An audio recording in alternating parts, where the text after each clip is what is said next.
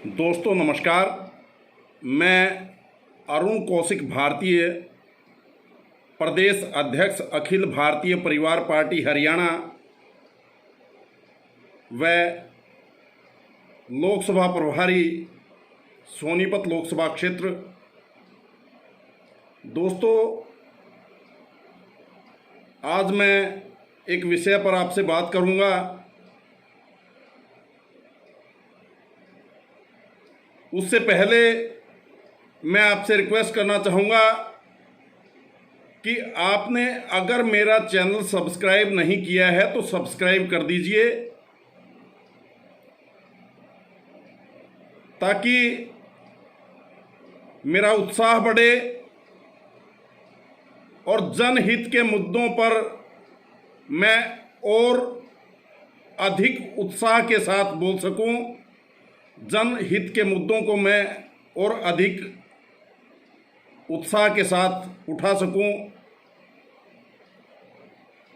दोस्तों, आज जो मुद्दा है, अभी कुछ समय पहले एक बहुत ही दुखद दुर्घटना हुई, जिस पर हमारा देश शर्मसार है। पालघर में, महाराष्ट्र में पालघर के पास एक गांव है, वहां पर 2 साधुओं की हत्या पुलिस के सामने पीट पीट कर दी गई। उनमें 2 साधु और उनका एक ड्राइवर था। और उस हत्या के बाद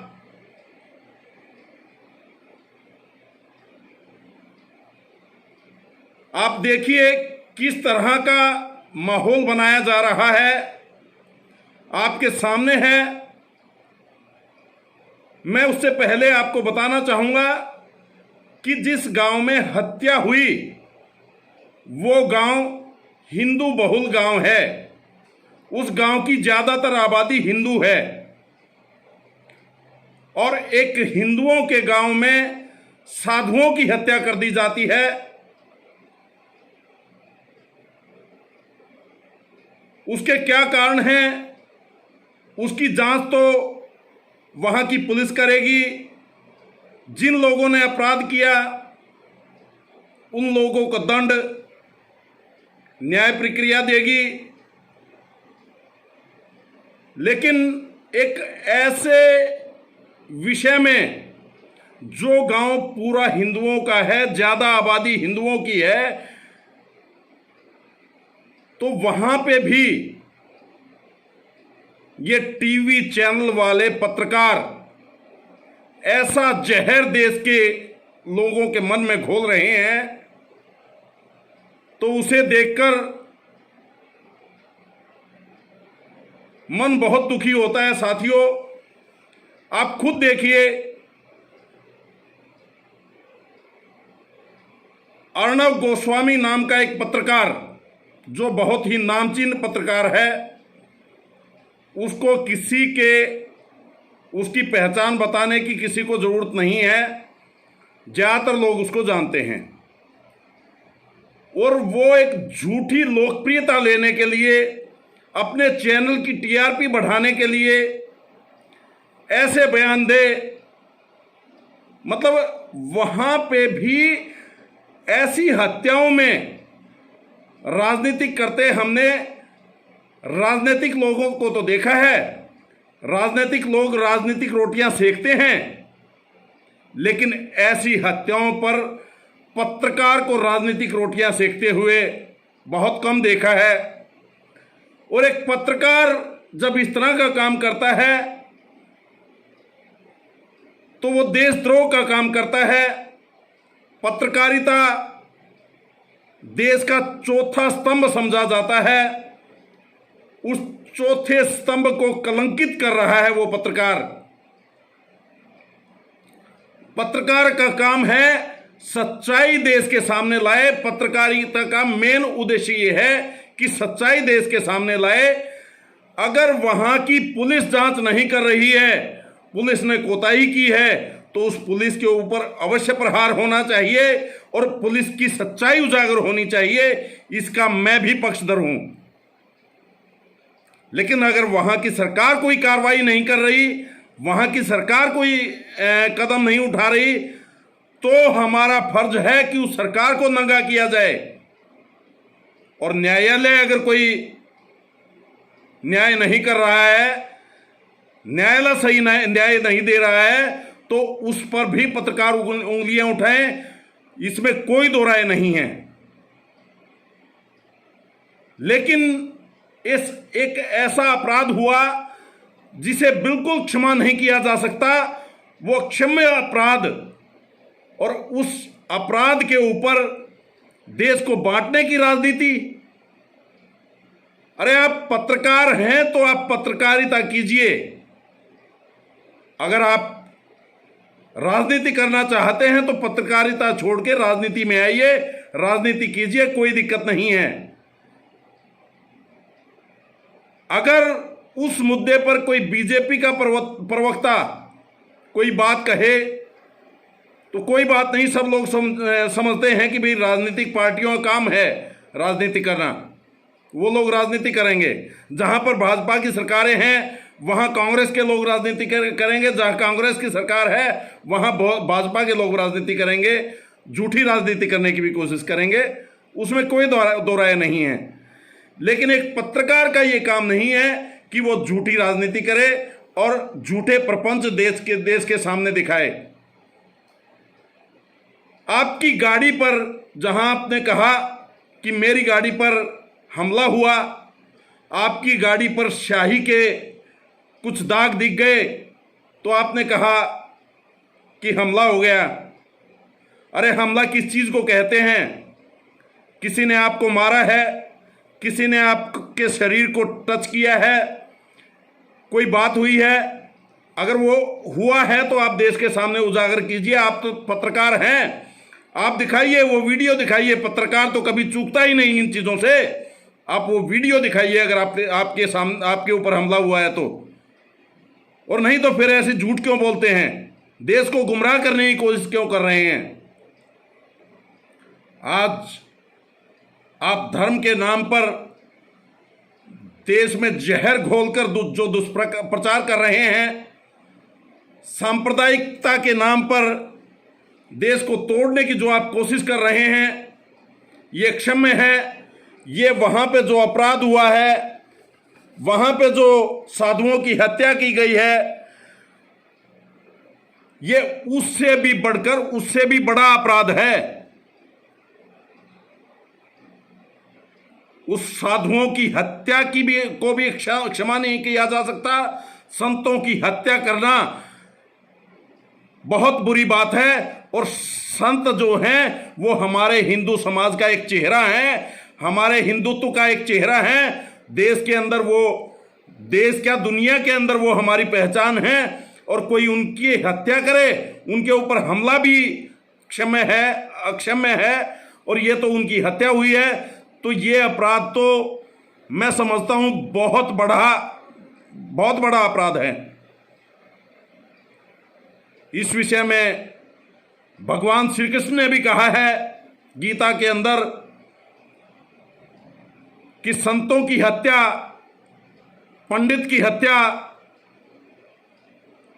क्षमा करने योग्य नहीं होती। उनकी हत्या करने वाले को बहुत बड़ा पाप लगता है, और यह बहुत बड़ा पाप हुआ है।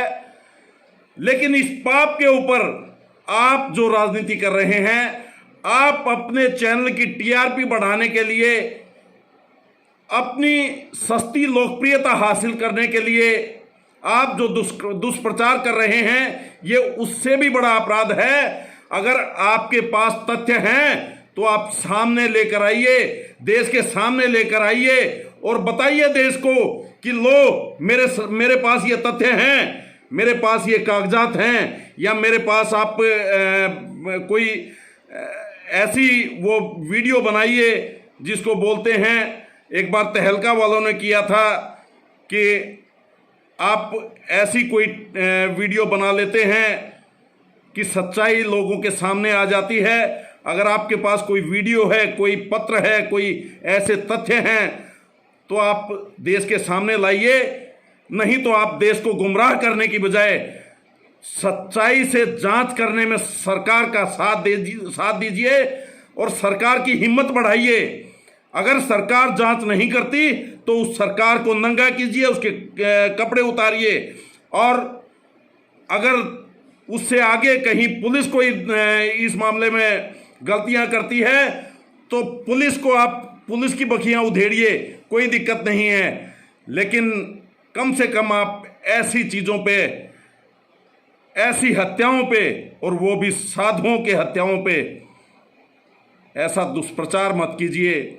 इसके लिए देश आपको कभी माफ़ नहीं करेगा। आप जो ये काम कर रहे हैं ये देश के साथ देशद्रोह का काम है।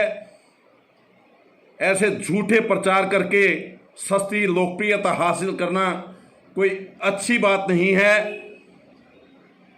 तो आप जैसे पत्रकारों का काम होता है देश को सच्चाई दिखाएं, देश के सामने असली तस्वीर पेश करें और देश को किसी तरह गुमराह ना होने दें। अगर कोई देश को गुमराह कर रहा है तो उसका नंगा करना आपका काम है, लेकिन आप खुद देश को गुमराह करने का काम करेंगे तो फिर इस देश को बचाएगा कौन?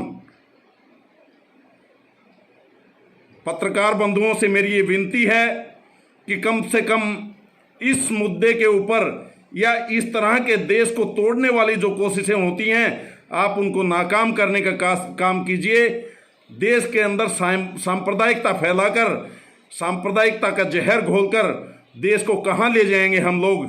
जितनी ज़्यादा सांप्रदायिकता फैलेगी देश एक और टुकड़े होने की तरफ अग्रसर होगा, और जातिवाद का, धर्म का, क्षेत्र का, लिंग का जितना जहर आप पैदा करेंगे वो जहर आखिर में इस देश के लिए दुष्परिणाम लेके आएगा। तो ऐसे दुष्परिणाम जो देश के लिए पैदा हों, कम से कम आप उन चीज़ों से दूर रहिए, ये मेरी आप लोगों से विनती है।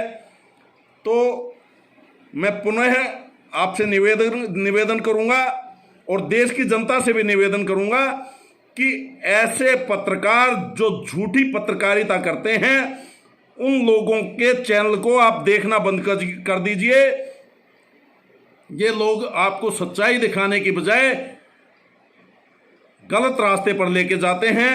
मॉब लिंचिंग की ये घटनाएं पिछले समय में बहुत ज़्यादा हुई हैं। कोई भी किसी एक संप्रदाय के लोग दूसरे संप्रदाय के व्यक्तियों को मारते हैं, चाहे वो किसी भी संप्रदाय का है, चाहे वो हिंदू मिलके मुस्लिम को मारें या मुस्लिम मिलके हिंदू को मारें, या किसी भी तरह का ऐसा कोई या कोई जातियों में इस तरह की बात होती है तो वो देश के लिए नुकसानदायक है। और इस चीज़ को हमें बढ़ावा न देने की बजाय इन चीज़ों के खिलाफ हमें खड़े होने की ज़रूरत है। अगर हमें देश को बचाना है तो हमें देश को इन चीज़ों से दूर लेके जाना होगा, और ऐसी झूठी राजनीति करने वाले पत्रकारों को, ऐसी झूठी लोकप्रियता प्राप्त करने के उद्देश्य से बनाए जाने वाले चैनलों को हमें इनकी टीआरपी डाउन करनी होगी। इन लोगों के चैनलों को देखना बंद करना होगा, तभी ये हमें सच्चाई दिखाना शुरू करेंगे। नहीं तो ये हमें इस देश को बिल्कुल 100% ये देश को एक ऐसे रास्ते पर ले जाएंगे कि आखिर में इस देश के पहले हम इस देश के बंटवारे का दंश झेल चुके हैं। हम तो उस समय पैदा नहीं हुए थे, क्या हालात रही थी उस समय की हमने पढ़ा है, और जो हमारी समझ है उसका प्रयोग हमने किया है। लेकिन अगर एक और बंटवारा इस आधार पे होता है तो उसके जिम्मेदार हम होंगे, उसके जिम्मेदार ये पत्रकार नहीं जो ये झूठी पत्रकारिता करते हैं, अपने चैनलों को झूठी पत्रकारिता, झूठी टीआरपी बढ़ाने के लिए ये जो झूठ बोलते हैं देश के सामने, इसके जिम्मेदार ये नहीं होंगे, इसके जिम्मेदार हम होंगे। इसलिए हमें अपनी आत्मा में झांकना होगा और हमें देश के टुकड़े होने से बचाना होगा। ये देश हमारा है, हम इसकी मिट्टी में पैदा हुए हैं, यहीं पले बड़े हैं। इस देश के प्रति हमारा कर्तव्य है। अगर हम अपने कर्तव्य को भी भूल गए तो ये देश हमें कभी माफ नहीं करेगा, हमारी आने वाली पीढ़ियां हमें माफ नहीं करेंगी।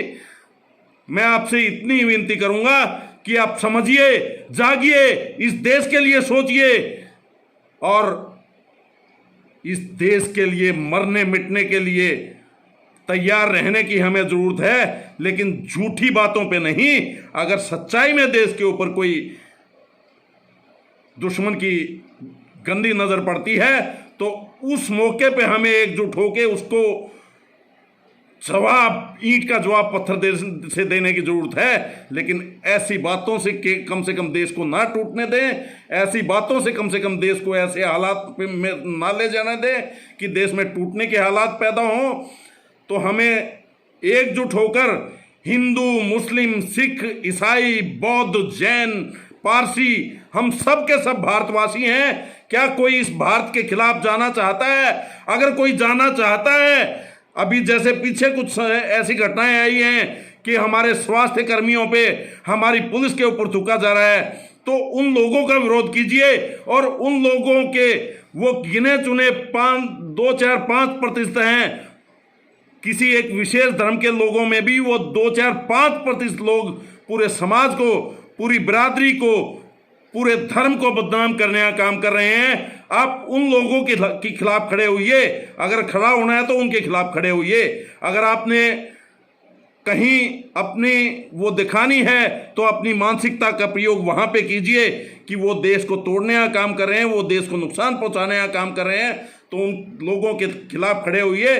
और मैं उस संप्रदाय के लोगों से भी अपील करूंगा कि जो लोग ऐसा करने का काम करते हैं उन लोगों के मुंह पे तमाचा मारिए। और वो तमाचा कैसे लगेगा? आप उन लोगों से सभी संबंध तोड़ दीजिए, उनसे किसी तरह आप बेटी रोटी का संबंध मत रखिए, हुक्के पानी का संबंध मत रखिए, उनसे बोलना बंद कर दीजिए। और जो कानून उनको सजा देता है उनको कड़ी से कड़ी सजा दी जाए। एक हत्या से भी बड़ी ये सजा है। अगर वो आज ऐसे समय पे वो हमारे कोरोना योद्धाओं के खिलाफ काम करते हैं तो वो देशद्रोह की श्रेणी में आता है। हत्या से भी बड़ा अपराध मैं उसको मानता हूं। तो उन लोगों को कड़ी सजा दी जानी चाहिए। तो हमें जागरूक होना होगा और जे देश के नागरिकों को भी, हमारे देश के नागरिकों को जागरूक करना हमारा ही फर्ज है, हमारा कर्तव्य है। जो बुद्धिजीवी लोग हैं वो आगे आए, देश के लोगों को जागरूक करने का काम करें और सच्चाई लाना हमारा कर्तव्य बनता है। देश के लोगों के सामने सच्चाई लाने का काम हम करें, गुमराह किसी को न होने दें। जय हिंद, जय भारत।